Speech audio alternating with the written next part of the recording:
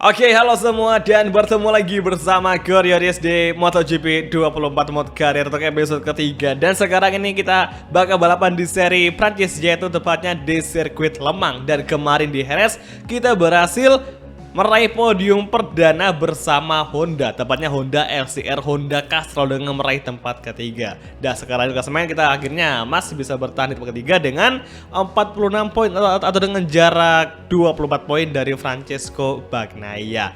Masih 4 race awal dan gue rasa masih ada banyak kesempatan nanti untuk kita bisa merangsak di barisan yang lebih tinggi lagi, karena masih ada banyak race yang akan kita lalui di musim ini. Dan kabar bagusnya di klasemen tim kita berhasil membawa LCR Honda Castrol itu masuk di tempat ketiga dengan naik 2 tingkat menggeser Aprilia dan juga Red Bull KTM. Apalagi di klasemen pabrikan, Honda pun bisa kita bawa di barisan kedua tepat di bawah dari Ducati. Apakah di race kali ini bakal ada kenaikan lagi? Langsung aja kita menuju ke sirkuit Le Mans.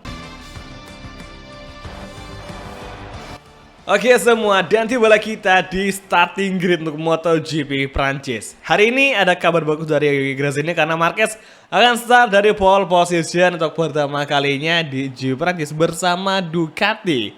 Sementara itu Enea Bastianini akan memulai balapan dari tempat ketiga. Sementara itu kita dengan LCR Honda Castrol akan start dari tempat kedua. Oke, wakil dari Honda Repsol yaitu Joan Mir ternyata masih belum bisa menampilkan hasil yang bagus dengan tunggangannya karena dia akan start dari urutan ke-17 dan sangat jauh sekali. Oke, gue dari start dari urutan kedua dan bismillah semoga aja Honda bisa kita bawa meraih podium lagi, meskipun kayaknya di sini tracknya itu lebih condong ke Ducati, cuy. Lebih klop sama karakteristik dari motor Ducati atau Desmo Sedisi. Karena hari ini cuaca atau suhunya tidak sampai di angka 31 derajat Celcius, kita menggunakan kompon double medium saja seperti kebanyakan teman-teman kita di race kali ini. Apakah kita bersama LCR Honda Castrol bisa meraih podium atau mungkin kemenangan perdana di GP Le Mans? Let's see aja.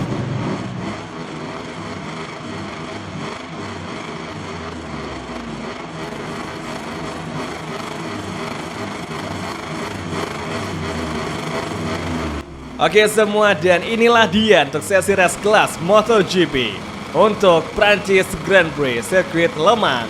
It's on the way, dan sepertinya Enea Bastianini, Francesco Bagnaia dan juga Jorge Martin melakukan star rocket yang langsung membawa mereka menempati tempat ketiga besar di GP Prancis. Kita overtaking Marc Marquez di tikungan Dunlop Chicane dan kita agak melebar kembali mengambil inside line, namun Pecco gagal kita overtaking. Marc Marquez kembali mencoba untuk menyusul, namun LCR Honda Castrol berhasil melakukan manuver yang mengovertaking Francesco Bagnaia sementara waktu di exit corner menjelang pengereman tikungan ke-7. Oke, menuju tikungan ke-8, LCR Honda Castrol masih tertahan di tempat ke-4. Apakah kita bisa menyusul Pecco Bagnaia di sektor ketiga saat ini? Kita mulai dari tikungan ke-8, kemudian exit corner.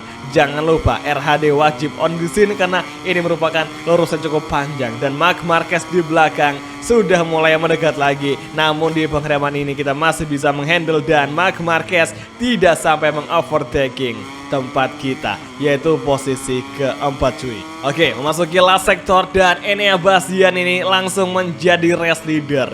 Ini gila sekali sejujur, karena emang tadi ketika start dimulai itu kayak nggak ada prediksi ya bahwa Ducati Factory dan juga Jorge Martin kayak tidak kita prediksi bakal sekencang itu ketika start. Tapi ternyata tadi mereka ngebikin kejutan gila, startnya luar biasa, roket banget cuy. Enea, Jorge Martin, Pecco kayak kenceng banget dan kita nggak bisa ngimbangin. Bahkan Marquez pun yang start di posisi pertama juga nggak bisa ngimbangin mereka bertiga. Memang sih ya, kalau udah mental juara pasti bakal kenceng banget apapun kondisinya. Ya kan emang udah disetting cuy ya, antara Enea, Pecco dan juga Jorge Martin menyesuaikan sama yang ada di MotoGP Real Life.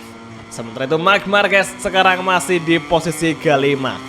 Gap dengan kita itu masih rapat sekali dan ada kemungkinan gak lama lagi Marquez akan memberikan serangan kepada LCR Honda Castrol Rider yaitu Gorioris.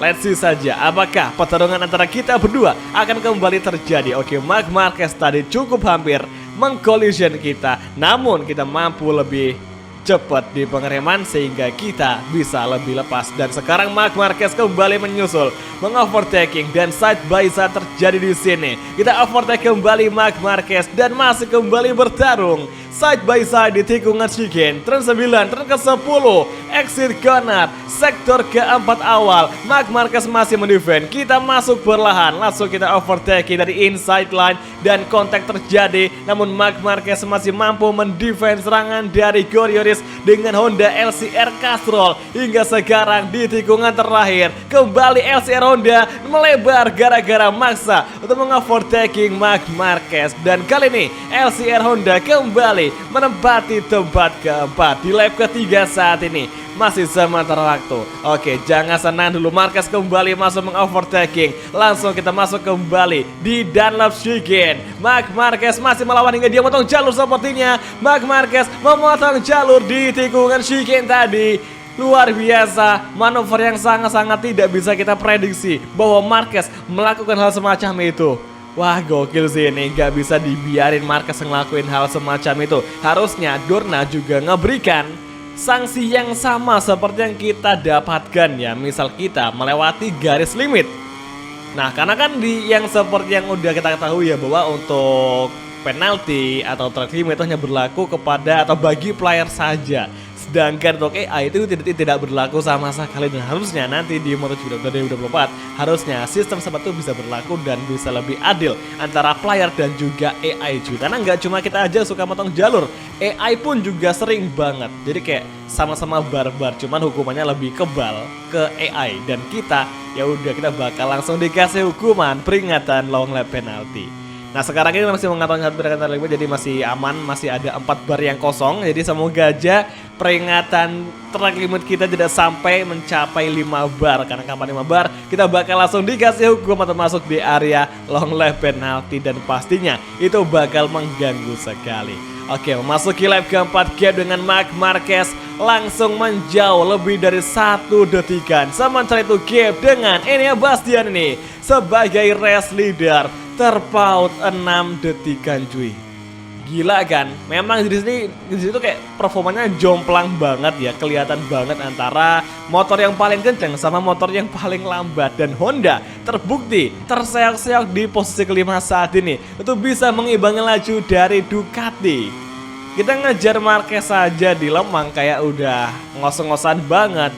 Kayak mustahil banget buat bisa kita kejar lagi setelah duel tadi di 3 lap awal cuy. Tapi ada kabar ya mengatakan bahwa nanti di MotoGP 24 bakal ada sistem seperti itu, yang mana nanti nggak cuman player saja yang dikasih peringatan LLP atau long lap penalty, namun juga AI akan diberi hukuman yang sama misalkan mereka ngelakuin pelanggaran. Jadi kayak lebih adil antara player dan juga AI, karena itulah yang kita perlukan ya. Semisal kita ngeliat kepada game-game GP yang sebelumnya, itu ada fitur bike retrieval atau kita yang biasa ngambil motor kalau habis crash, itu kan cuma berlaku kepada player saja, sedangkan untuk AI itu nggak berlaku. Nah, itu misalkan nanti diadain ya, misalkan dijadikan lebih fair, itu harusnya AI juga bisa mengambil motor sendiri ketika crash. Jadi nggak cuma si player aja. Cuma sayangnya fitur itu udah dihilangin dari game MotoGP. Entah kenapa Milestone malah ngebikin downgrade ketika sudah ada bike retrieval atau pengambilan motor sendiri ketika crash malah dihilangin. Harusnya mereka bisa ngembangin lebih detail, malah dihilangin. Gue rasa itu suatu kemunduran bagi Milestone yang harusnya bisa lebih baik lagi mengembangkan game-game MotoGP.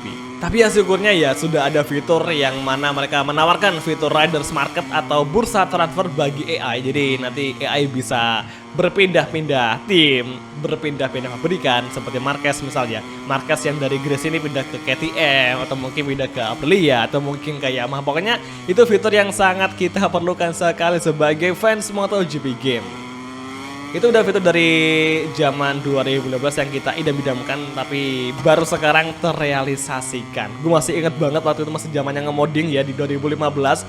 Itu kayak sering ngobrol sama rekan-rekan modder, dan itu kayak menjadi fitur yang sangat kita idam-idamkan dan baru tahun ini terjadi. Oke, sepertinya Miguel Oliveira, Trackhouse MotoGP Rider, memberikan suatu serangan dan sekarang bahkan Miguel Oliveira masa juga dari inside line dengan melewati grab legnya Marquez tadi. Ini ada makin gila cuy manuver dari AI di GP Lemang. Nggak Marquez, nggak Miguel, gue rasa mereka sama saja di race kali ini. Ini kayaknya kita di sisa balapan GP Lemang itu bakal fokus kepada pertahanan untuk menjaga tempat kelima dari serangan Miguel Oliveira. Bahkan juga ada Maverick Vinales cuy. Ini gue rasa Aprilia bakal mengepung kita di sisa race GP Lemang. Oke, misal mereka ngelawan, kita bakal buktikan kitalah yang paling tangguh bisa menjegal mereka. Masa iya Ducati udah mengunci 4 besar, kita nih dari pabrikan Jepang harusnya juga bisa bersaing di barisan depan. Ini aja kayak kita udah syukur banget cuy bisa meraih tempat kelima sementara waktu. Meskipun tadi start kedua ternyata nggak bisa membuat kita meraih kemenangan, karena emang sesulit itu balapan di GP Lemang. Apalagi track ini, track Lemang, itu lebih cocok atau lebih condong karakternya kepada motor Desmo Sedisi atau Ducati GP. Seperti Enea, Jorge Martin, Pecco. Oh my goodness, benar saja. Nampak jelas Miguel Oliveira, Maverick Vinales kompak sekali untuk mengepung kita, untuk menjegal LCR Honda Castrol Rider. Oke, exit corner lagi-lagi Miguel Oliveira akan menyusul. Kita tunggu saja serangan dari Miguel Oliveira. Dan sepertinya Miguel masuk. Kita langsung lawan kembali. Luar biasa. Fight back dari Goriones yang mampu menahan laju dari Miguel di sektor ketiga tadi di tikungan chicane 9/10. Oke, sekaranglah sektor lap ke-6. Semakin nakir, semakin sengit. Pertarungan terlima besar di antara Goriones, Miguel Oliveira dan juga Maverick Vinales. Kira-kira siapakah di antara ketiga pembalap tersebut yang akan meraih tempat kelima di GP Lemang? Lap terakhir atau final lap, putaran terakhir GP Lemang sudah kita memasuki turn kedua, tikungan 3 atau Dunlop chicane. Kita banting ke kanan, pergantian direksi, exit corner kembali dan langsung saja kita early braking. Oke, ini nampak jelas ya, bagian ban kita sebelah kiri itu sangat termakan sekali. Beda sama sebelah kanan yang cenderung masih awet dan masih bisa untuk kita paksa buat ngegigit aspal di Lemang cuy. Oke, ini mana kita hari ini kalau nekung agak ke kiri tuh agak sedikit susah ya. Jadi perlu lebih stabil untuk menjaga posisi motor ketika lagi entry corner. Oke, sekarang masuk ke tikungan ke-8, sektor ketiga awal. Miguel Oliveira, Maverick Vinales akan bersiap-siap menyusul LCR Honda Castrol Rider. Mari kita tunggu bersama-sama dan Miguel Oliveira semakin rapat. Tapi di sini di tikungan chicane Miguel Oliveira belum mampu mengimbangi laju dari Goriones, sehingga sekarang Goriones bertahan di tempat kelima tanpa ada serangan dari Aprilia Rider. Oke guys, come on, tinggal beberapa tikungan lagi. Last sektor, lap ke-6 dan memasuki last corner sirkuit Lemang, GP Prancis, dan Enea Bastian ini meraih kemenangan. Jorge Martin Pecco melengkapi podium dan kali ini kita berhasil menempati posisi 5 besar meskipun terpaksa ngalah dari Marc Marquez yang sangat tangguh sekali di lap ketiga hingga lap terakhir. Luar biasa. Ini aja kita menjadi pembalap yang mewakili posisi pertama dengan lap time 1 menit 31. Karena 4 Ducati terdepan itu lap time-nya jauh sekali, 1:29 cuy. Gila, cuman kita aja yang di angka 1:31 bersama pembalap di bawah yang pasti sama aja kayak kita performanya. Dan ini benar-benar kayak tidak bisa kita prediksi. Ternyata meskipun start kedua pun tidak menjamin kita meraih kemenangan, karena dominasi Ducati memang seperti ini cuy. Sangat luar biasa sekali, mampu menggebrak seluruh pertahanan dari pabrikan manapun. Apalagi startnya Enea, Pecco, Martin tadi kayak bagus banget, langsung ngebawa mereka masuk di zona podium. Itu sangat luar biasa, karena suka iri sama performa Ducati yang mana kita pakai Honda yang tidak sekuat mereka. Di klasemen kita terpaksa turun di posisi keempat dan Enea berhasil masuk di tempat ketiga. Dan Pecco masih nyaman sekali di posisi pertama dengan Jorge Martin di posisi kedua. Gap kita sampai Pecco itu terpaut 20 jadi masih ya bisa dibilang jauh, bisa dibilang dekat karena masih ada banyak race yang akan kita lalui. Di klasemen tim kita masih nyaman di posisi ketiga, tepat di bawah dari Prima, Pramana Racing dan juga Ducati Lenovo. Dan di klasemen pabrikan kita masih aman juga di tempat kedua dengan 57 poin. Sementara itu untuk Ducati berhasil mengumpulkan poin sempurna yaitu 100 poin karena 4 balapan awal Ducati lah yang meraih kemenangan beruntun cuy. Jadi kita masih belum bisa nih untuk mengimbangi laju dari Ducati. Jadi oke semua, terima kasih nonton dan sampai ketemu lagi di video MotoGP gameplay di episode selanjutnya. Thank you, bye dan ciao guys, sampai jumpa.